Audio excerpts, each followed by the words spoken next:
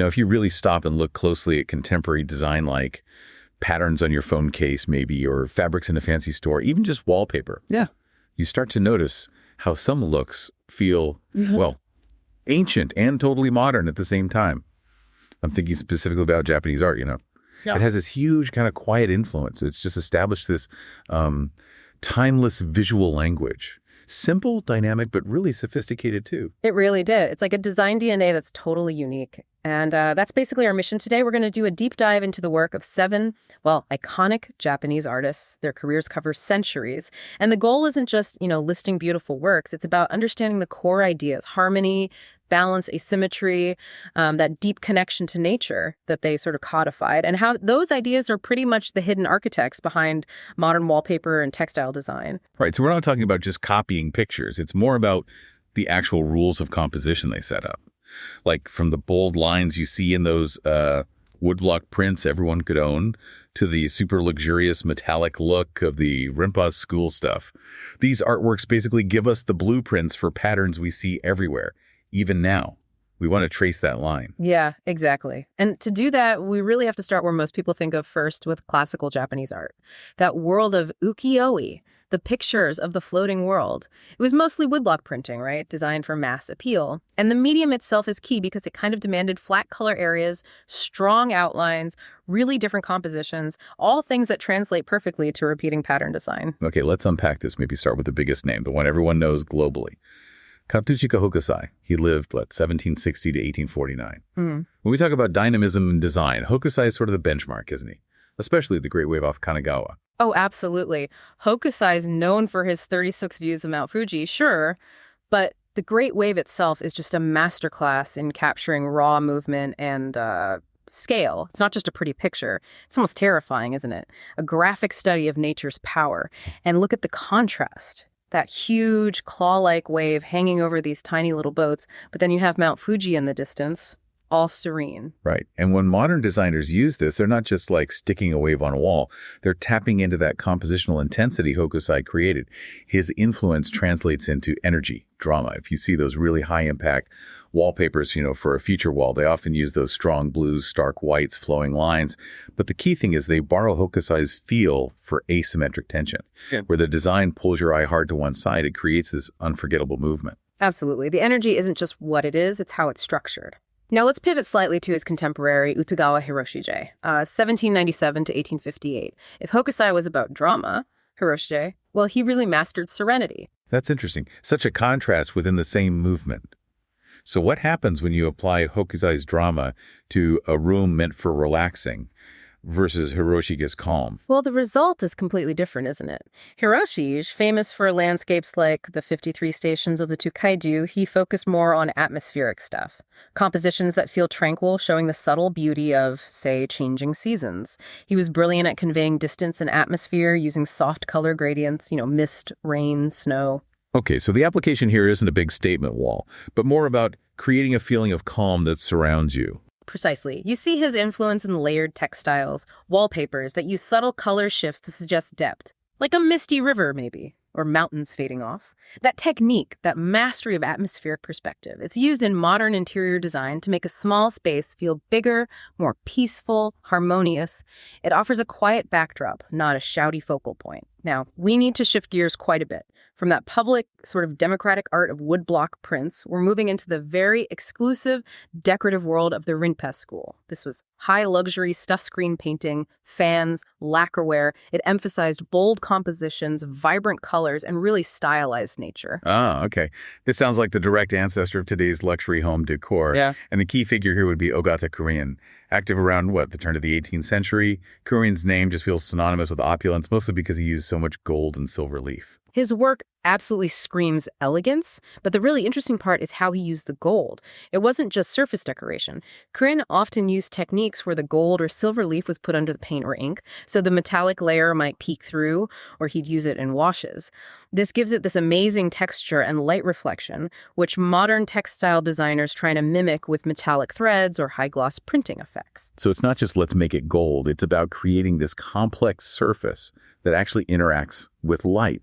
I love how his compositions, often really flowing and asymmetrical like his famous irises, take something natural and make it visually stunning. Yeah. This speaks to that principle of wabi-sabi, doesn't it? Yeah. The beauty in imperfection. It speaks to the sophistication of it, yeah. Wabi-sabi often gets boiled down to just imperfection, but in Curran's work, that asymmetry, the bold, sometimes broken flow of the patterns, it keeps your eye moving. It acknowledges the kind of impermanence and natural energy of the subject instead of aiming for rigid Western-style symmetry. Mm-hmm. And before Kurin, there was Toraya Sutatsu, who co-founded Rinpa, right? Back in the early 17th century. What was his big contribution to pattern design? Sotatsu was really the decorative originator. His genius was taking traditional motifs, waves, clouds, flowering vines, and turning them into highly abstracted, almost graphic patterns for screens. He showed how you could strip a natural form down to its essential decorative core, but still use those luxurious metallic accents. So if you see a modern wallpaper where clouds look like stylized, swirling graphic bands instead of, fluffy things, you're probably seeing Sutatsu's legacy right there. Right. It's this clear line from decoration towards abstraction. And to round out the Rinpa school, we have to jump way forward to Kamisaka Seka, who worked into the 1940s. He seems like the crucial link between this really opulent tradition and pure modern design. He really was. Seka looked back at the rich, complex Rinpa traditions and basically applied this bold, modernist filter. He brought in some Western sensibilities, often simplifying Curran's elegant forms into patterns that were bright, geometric, and instantly recognizable. Yeah, his fusion is brilliant. He took that idea of decorative luxury, but made it graphically clean, almost minimalist in a way. You can definitely see his influence in like mid-century modern textiles and wallpapers that use those high contrast colors and abstracted nature things, taking a flower or a cloud and turning it into a repeatable graphic symbol. Okay, here's where it gets really interesting. We're shifting now from those big landscapes and high luxury to masters of meticulous detail, more of an interior focus. Exactly. We turn now to Ito Jakuchu. Sometimes people call him the meticulous biologist of the Edo period. He was active in the 18th century, known for these incredibly detailed, almost obsessively rendered, really vibrant pictures of plants and animals, birds, roosters, flowers. His art just feels like a total celebration of nature's richness. But what's interesting is that tension, right? This precision makes things look real. But the sheer vibrancy and like density of his compositions make them feel stylized, almost maximalist. And that tension is exactly where the modern influence is. His work is just a goldmine for contemporary designers doing maximalist prints. You know those fabrics covered in highly detailed, densely packed botanical or bird patterns with that really vibrant, almost shocking color? That feeling of hyperrealism combined with a dynamic composition, that's Jakuchu's hand guiding the layout. He brought life into the static interior space. Okay, so contrast that vibrancy with the last artist we need to talk about. Shibata Zeishin, the master of understatement. He worked late into the 19th century, mostly as a lacquer artist, but his whole aesthetic approach feeds directly into 2D design. Zeishin's influence is fundamental if you want to understand modern minimalism in pattern design. He kind of rejected the fussy ornamentation that was common then. Instead, he focused on seasonal themes, like maybe a single sprig of bamboo, or just a few scattered autumn leaves rendered with this refined, almost invisible precision. It's like the art of leaving things out. How does that translate into contemporary design? It really champions using negative space.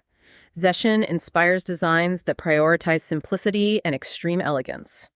His patterns might just have a very sparse repeating motif that lets the background, the white or neutral space, really breathe. This creates balance and harmony in a way that feels incredibly sophisticated and restrained. It proves a pattern doesn't have to shout to make a powerful statement. So if we connect this to the bigger picture, the mastery of all 7 of these artists, from Hokusai's intense energy to Zeishin's quiet elegance, it really lies in their shared commitment to using nature as a starting point for experimenting with geometry and composition. Right. They weren't just painting pretty scenes. They were actually creating a kind of design grammar, especially those early ukiyo-e artists, right? Their designs were often asymmetrical, used flat color fields, partly because of the limits of woodblock printing. And those limitations became the rules for pattern design later on. That's absolutely right. These works weren't just happy accidents. They blended tradition with really profound innovation. And they proved that the beauty of Japanese art just transcends time. It continues to shape the spaces we design today, hundreds of years later. So what does this all actually mean for you, the learner? Why should you care about some 17th century screen painter when you're picking out a rug?